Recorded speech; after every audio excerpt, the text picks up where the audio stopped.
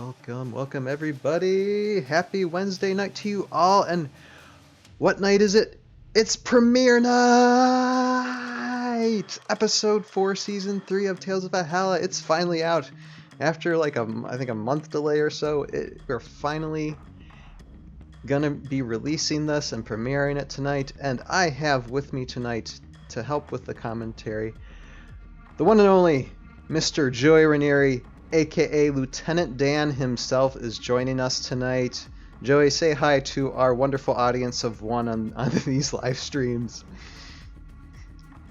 How's it going? Yeah. I don't know how to start these things. I play Lieutenant Dan. I've been at this since the beginning, basically. Mm-hmm. I think it's the very beginning. Yeah, I think you're one of the first people I contacted when it came to doing this, because I knew you were a filmmaker. We kind of kept in touch via Facebook, at that time. Yeah. And yeah, you're right. I mean, when I contact you on this, I'm like, hey, Joey, you want to be a part of this? Voice actor, because I know at least you would have an idea of what I was proposing, what I had in mind comparison to most people that I know. And it's just amazing how you fell into the role of, I think, one of the most iconic characters within the show.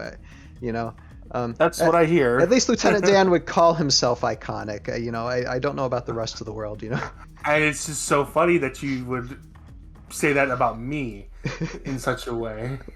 You'd put me to such high standards. And then, for those of you watching this live stream and watching this on Twitch or Facebook, and you don't know what you've fallen into, this is a live stream for the production and premiere of a show called Tales of Valhalla: The Aftermath Chronicles. It's a stop-motion HeroScape adventure. HeroScape being discontinued miniature board game that was just discontinued back in 2010. Still has a lot of people playing it. It's still around. It's still a fun game to play. And this show just basically dives into a little bit of the lore, a lot of the comedy, and a lot of the action of that universe. And we kind of go our own way on it, but it's a lot of fun. And these past several years, it's been a lot of fun to do. And this is also a pre-recorded live stream because my internet stinks. And so I have to pre-record this stuff and upload it. But still feel free to leave a comment on Twitch or on Facebook. Say hi. I'll say hi back in the text because I monitor these things. And of course, for these live stream premieres, first thing we're going to do is going to show the episode without us. It's just going to be the episode itself. This wonderful 9 minutes of HeroScape Tales of Valhalla glory. And then we'll be back to run through the episode again, this time providing commentary and talk about what it's about. So how about, Joey, we get started with watching this, because we are on unlimited time, this being a 30-minute live stream, and get started. Everybody enjoy, and we'll be back in about 9 minutes.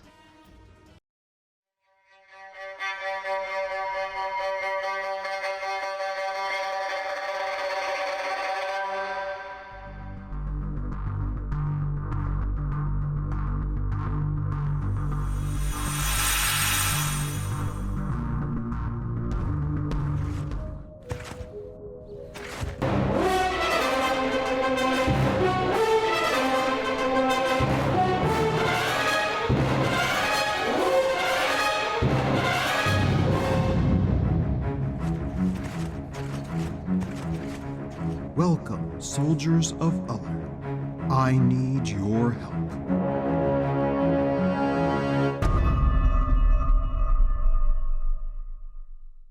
Okay, and we're back. Wasn't that a cool episode? Like I said, we're already just episode 4 into this season, and things are already getting intense, and it's just going to get more and more intense as these episodes go on. And I just want to give a quick shout out to everybody who voice acted in this episode, because there's a lot of you. Such great people. Yeah, in no particular order, Charlie Tooth, aka Toothpick, was voiced by Tyler Fine. James Henderson, voiced by Corey Wong. Mr. Daniel Taylor, Lieutenant Dan, and the Empress Kiova by Mr. Joey Ranieri, here present. Harold Gimp was voiced by Dean Klaus. Kimo Shi was voiced by Michael Ortiz. Karak the Elementalist was voiced by Charles Johnson. Kelda the Kyrie Warrior was voiced by Rachel Averin. The Prime Air Elemental was voiced by Aidan Wolfson. Niguksa was voiced by my buddy Jason Rutherford. And the Einar Imperium was voiced by two guys, Ben MK Plus Ultra, he's got his own YouTube channel, MK Plus Ultra, as well as Mr. Joe Crazy 3193, that's his YouTube channel. Also voiced the Einar Imperium and their wonderful laugh. Toolbachra and Valgard was voiced by Jerry Anderson. Johnny Shotgun Sullivan was voiced by Mark Pierce. Mariko, voiced by Shay Franchini, and of course Jandar, the Morrow, Drudge, and Nagrubs were voiced by yours truly. So thank you everybody in the cast. Thank you so much for your help. As always, I couldn't do this without you guys. And thank you. So with that... Such lovely people. With that... Except for that Ryan guy. Yeah. But with that, we're going to actually start... Move this video up. We're going to start episode 9 again and do some commentary, so let's start that right now.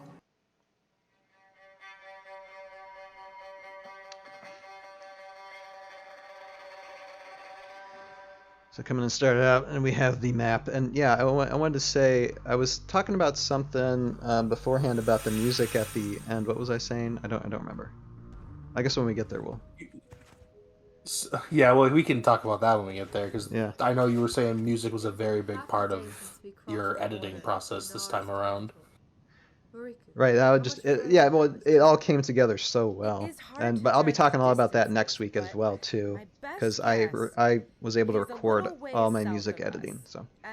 He could be moving towards us too. And we start at the beginning of this episode. We go back because the previous episode we didn't see these characters because they were busy traveling. So now they've arrived at wherever they're arriving at.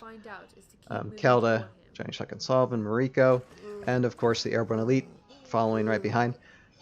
So glad you did that heavy breathing, Joey. I think that actually came from like 2 or 3 voiceover sessions, and I just compiled them together into one to make it look seamless, or as seamless as possible. It's just such good acting on my part. That's all you gotta tell people. Good drama. Good drama. What's the matter with you three? You're not tired, are you? I seem to remember. Yeah, I forgot how good the character model of Shotgun is. Like, I love the paint job on it. I love the whole thing. Like, he just looks cool. Yeah, he does. And he's in the game. I mean, he's got a shotgun ability to where he can like blast like a couple of figures at once, which is a nice ability to have because he's a fun miniature to play with. You all kind of grown on me. That is all well and good, but let's keep our voices down and our movements quiet. I would not be surprised if Inara scouts have not picked up our presence. There are some actually like lines of dialogue in this episode too that are actually a little off if people catch it. Like when Mariko's taunting the Airborne Elite, she says like you can't handle a little sand, but they're walking actually in grass textiles and they haven't been in any desert yet. So that, like I said, these were recorded years ago. And they don't have time to, so, you know, you just got to work with it. But I like this wonderful surprise thing to where Lieutenant Dan is talking, and then the enemy just surrounds them, you know. I like how that became like a running gag with him. Every time there's something, he's just talking about it. It's right there. It's just Lieutenant Danish type thing, you know, just to get into trouble in that way.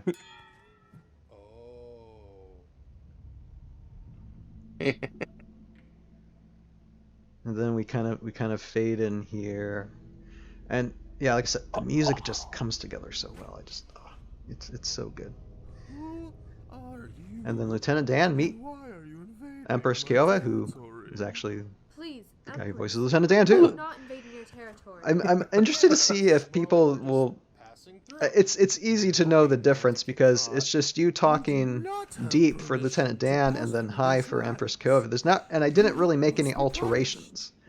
It's a lot of like breathy, like a lot of that going on. On both sides, with that's Joey's natural voice. I didn't really do much alteration. Sometimes for people's voices, I make like a higher or lower alteration.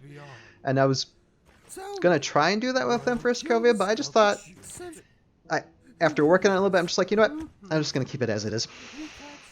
And it just, Joey's natural voice just seems to work the best for it, so yeah, why not?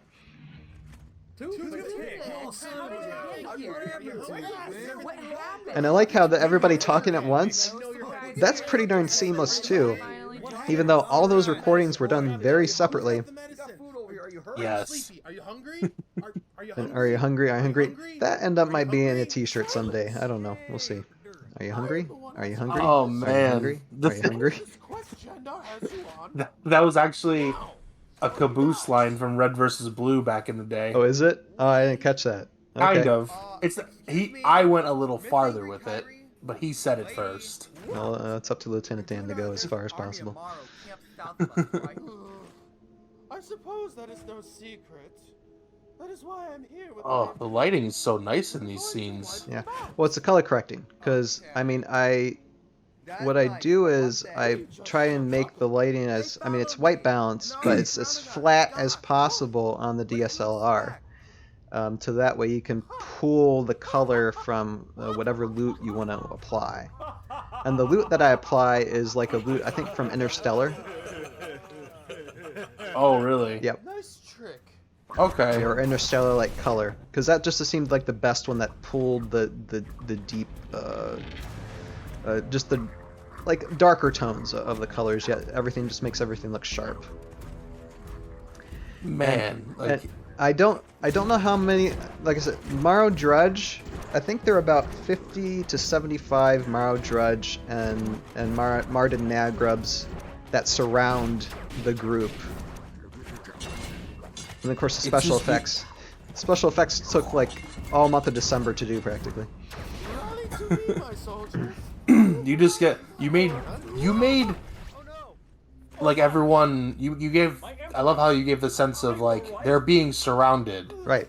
You wouldn't think that based on, I know how much stuff you have, but you made it seem like there's just like an endless amount of enemies around them right now. Right. Well, and I literally did that. I mean, there was that set there, and I did have them, and it's shown in the wide shots a little bit, although I couldn't get a full wide shot of it all. It went from like one side to another side, kind of. But, I mean, the effect's still the same. Oh, I love this sequence. And then, yeah, that shot of Henderson running through just the crowd of fighting. That took about an hour to just go through, that wonderful 8 seconds. I think it was like an hour or two to actually pull through. And the camera was actually upside down, so in post I had to put it right side up. Oh, really? Yep.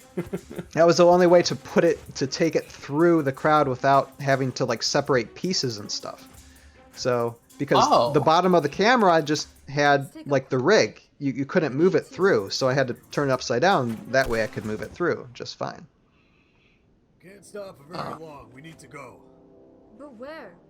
We I have love 2 it. prime elementals now. Where are the others? Korok has the fire one. Yeah, he'd probably be one of those characters that I would play in this game. Johnny I love those types of characters. Yeah. Johnny Shotgun's out, yeah. It couldn't be. And there's like the little premise of Kimoshi, because She have escaped death somehow? Kimoshi, in like the lore of the game, was killed by Drake Alexander. So I kind of throw that in there for Heroescape enthusiasts. They'll recognize that. They'll be like, "Oh yeah, that did happen." So in a way, I'm trying to connect the lore of the original game to this, you know, as best as I possibly can.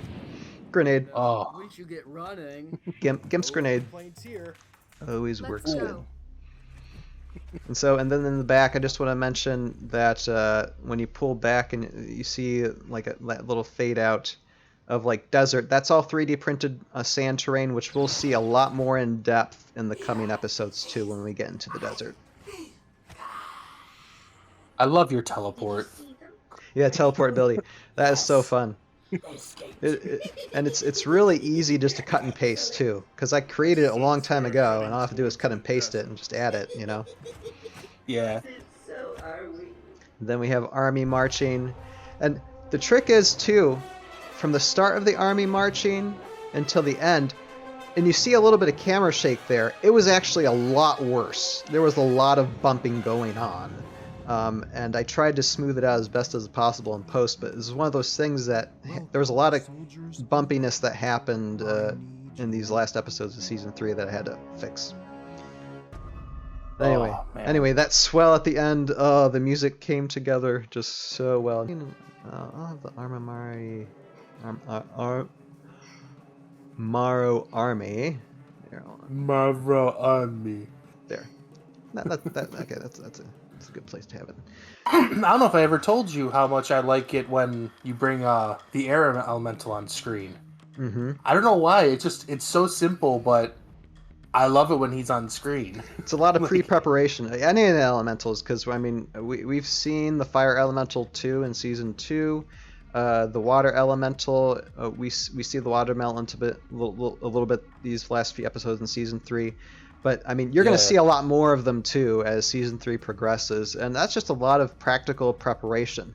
The special effects is really quite simple. You just fade it, like you take 2 shots, one of all the characters in the shot, then take them all out. Don't move the camera. Put that elemental in, and just have them mask it basically. Yeah, then you put both of them together in post. Mask it a little bit and just fade the image to where the elemental looks invisible. I know it sounds more complicated than it actually is. Anywho, No, I got you. I understand that one. Anywho, we do not have a lot of time, so we are going to have to shut down this live stream rather quickly because there's a lot of... I know, Joey. It's this is the first time you've been on a live stream. It is wonderful to have you, and you're always a good buddy. And I have to tell the audience that even though yes, I've done a lot of the work, but I know there are millions of times that I've sent Joey messages and screenshots and videos, and he's had to put up with I wouldn't call them reshoots, I call them re-audio takes. I think he's been on the microphone more than any other voice actor in this show, and I appreciate him so much, and thank you, Joey, for being on here. Your last thing that you have to do, I think, for season 3, unless something else pops up. I'm always prepared. Yeah, I know. You love me so much, don't you? Yeah, totally. I mean, anyway, it's always been a blast helping you out, and sure. It's always a fun experience with you. For sure, and I certainly hope we get to do more. I can almost count on the fact that as long as we're still here in a few years, we're going to be doing more of this. And it's going to just be fun zombie apocalypse time. And it'll also be kind of maybe diving into the character development of these characters, the main characters of Lieutenant Dan, Henderson, Toothpick, and Gimp a little bit. Well, maybe not Gimp so much. Gimp is pretty much, perfect and always perfect. But yeah, no, it's great to have you on board here, and yeah, like I said, I don't think Tales of Valhalla would be the same without the character of Lieutenant Dan. I honestly don't think it would. So I really do appreciate all the time and effort you put in. Yeah, no, I thank you, man. And we're not done yet. We still got 6 more episodes to edit. So you got to put up with me sending you messages a little bit longer. But no, we're getting close. I'm ready. We're getting close.